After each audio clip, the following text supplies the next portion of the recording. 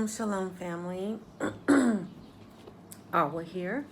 Welcome to another episode of Our Journey Towards Eden.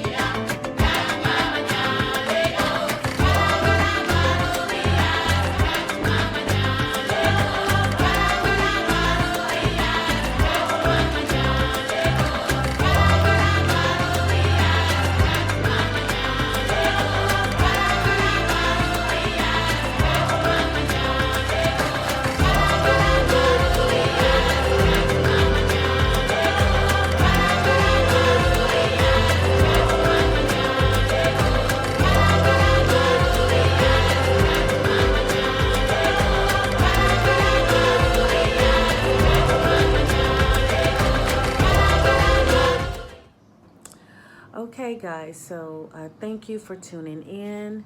For those who are new to the channel, or this may be your first time watching our video, my husband and I, Amadi, and I, we have dedicated our lives and our mission to relocating ourselves and the family members of ours who want to relocate, and also diaspora who sees the vision and that the Most High has called us to assist in the repatriation process. We have been here in Africa. It's going on 2 years in December, and we've had a lot of experience, personal, business, and so my goal for this video, I was hoping Amadi could be with me this AM, but he's still sleeping, and I just got this unction to get up and do this video. So I hope that it is well received. But the title of the video is Let's Talk Wakanda. Okay, so Wakanda 1 and 2 was basically a awesome movie connecting the children of the dispersed Africans, or this and the descendants thereof, returning back to a secret place, a place of sacredness, a place of beauty, a place of harmony, and it was just a beautiful place. And one of the things, before I get into the story of Wakanda, I want you all to know that Hollywood is witchcraft. Basically, what they publish is what they're predicting, what they already know. And in order for them to control the narrative, they have to tell you their narrative or their story before it could have any effect, or before it could breathe life into their narrative. So what I want to do, I want to point out two major things that happen in the movie Wakanda, and how that prediction is plaguing the movement. The world already knew that the dispersed children of Africa would come back, so they had to show a movie to roll out their narrative. And like I said, in witchcraft, they have to tell you before it can have any effect. So let's talk about the two scenarios, or the major scenarios, that I feel that was put before us, in that it is becoming real and live, and it is affecting us. And we have the authority to cast these ideals down and change the narrative. So The first thing that I want to bring out is Killmonger.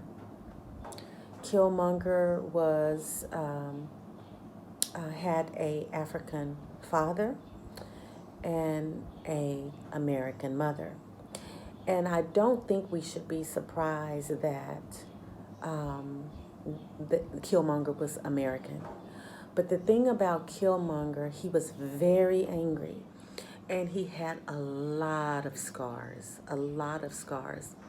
The thing about Killmonger, what he didn't realize is he had the blood of royalty.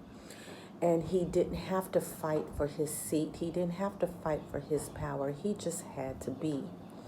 But because of his wounds and his scars and his anger, when he made it to Wakanda, he self-destruct. Yes, he saw the beautiful sunrise or the sunset that he heard his father talk about. So he fulfilled the dream of coming back. But he died in the land that his father wanted him to see. And it was his anger towards, it wasn't even towards the white man. That's interesting. It was the anger towards what had happened to his ancestors, that the anger that caused him to self-destruct. He could have come back home in a loving manner, wanting to be received by his auntie, as he would say, or his cousins. But instead of that, he wanted to come and rule and aggressively take his place, which he had a place. The blood doesn't lie, you know. So that's the first aspect that I feel like the movie was very successful at conveying and controlling this narrative. There is a spirit, a Killmonger spirit, that is plaguing this movement. And that's not to downplay any emotions that any of us have from the scars that we've suffered after being descendants of the dispersed Africans. It's not downplaying that. However, one of the things that Killmonger didn't realize is that his scars had healed, and the outer scars had healed. And just like the outer scars had healed, he could have come here to Wakanda, which I call Africa, and allowed the inner scars to heal. So there's hope for the Killmongers. We just have to recognize the Killmonger in us and allow it to our spirits to rest and receive the healing that Wakanda has for us. Now, the number two concern that I had in regards to the movie, which is playing out very eloquently, is the fact that the Wakandians, the ones who never left the continent, they didn't receive Killmonger. They didn't want Killmonger. Although Killmonger had the same royal blood running through his veins, he was rejected by his own people, and which I'm sure generated some of that anger or helped feed some of the anger. Killmonger had just as much of a right as T'Challa. Yeah, I think I'm saying his name correctly. Now, was T'Challa more befitting? Yes, he was, because he had never left the continent, and he understood the cultures, and he was the chosen to reign. However, to deny, actually, T'Challa was the only one that would honor the ancient rituals and rites to allow Killmonger to at least battle him for the um, the throne. Now, was it genuine or was it out of pride? I think it was more out of pride. It's like, who is this coming? Yeah, I'll fight him. The throne is mine. Not even thinking that possibly the throne could have been Killmonger's if his spirit was right. But the fact that the auntie, the queen, she did not receive, no one received Killmonger. Nobody recognized the wounds that Killmonger had. No one wanted to deal with the pain that, I guess, what Wakanda caused on the dispersed children. Nobody wanted to deal with that pain. People just wanted to, you know, ignore it and look at Killmonger as a disease when Killmonger was actually a, I guess, a product of what first happened here in Africa or in Wakanda. So, you know, Hollywood has done a number and it's working. It's working. Killmonger is on the soil in Wakanda and he's wreaking havoc. And also, the the proud queen and king who see no fault in themselves, they reject the Killmonger.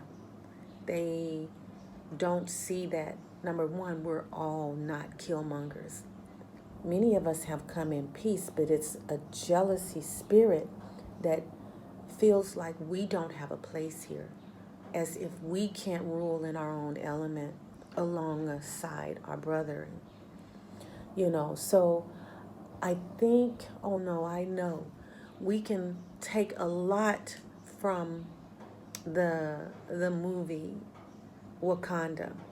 The only thing that we didn't see in Wakanda is how the people returning would react, because they didn't show a lot of us coming back. They just showed the spirit of Killmonger. But outside of the movie, there's other spirits that have come along with this movement, which is also a part of self-sabotaging. It's the many Killmongers who are scarred and are fighting one another. And that's a part that the movie did not, address. But I do think that I know that Wakanda exists. It's more of in the mind than an actual place. I do believe that the children of the dispersed are to come home. There's many that won't. But as you repatriate and as you come, ask yourself, am I prideful that I don't feel like the bloodline that is coming is worthy to stand next to me, or that I'm superior because I never left? Or are you going to come with the spirit that I'm taking what's mine and I have a right to be here? Yes, we have a right to be here. Absolutely. Our ancestors called us back. But we should come in a spirit of humbleness. And yes, even though we experience the rejection, the Most High will deal with that, because the one thing we do know, that there is the Most High Spirit that's above all. It's above all. And it will prevail. This has been written. Wakanda has been written. The story has been written. And my advice to everyone is, find yourself on the right side of righteousness and not on the left side of righteousness. Find yourself, making certain that Wakanda has a narrative that is not like the narrative that we saw in Hollywood. That Wakanda is a harmonious place, just as we saw before any infiltration, period, by any other forces, whether they were black or white. I do recognize that forces come in many colors and in many names, religious names, many names. But what I do know is that when we are connected to the high power, the true power, the source of all, then we win. It doesn't matter how tough the battle is. It doesn't matter. We win. Wakanda forever. Please like, share, and subscribe.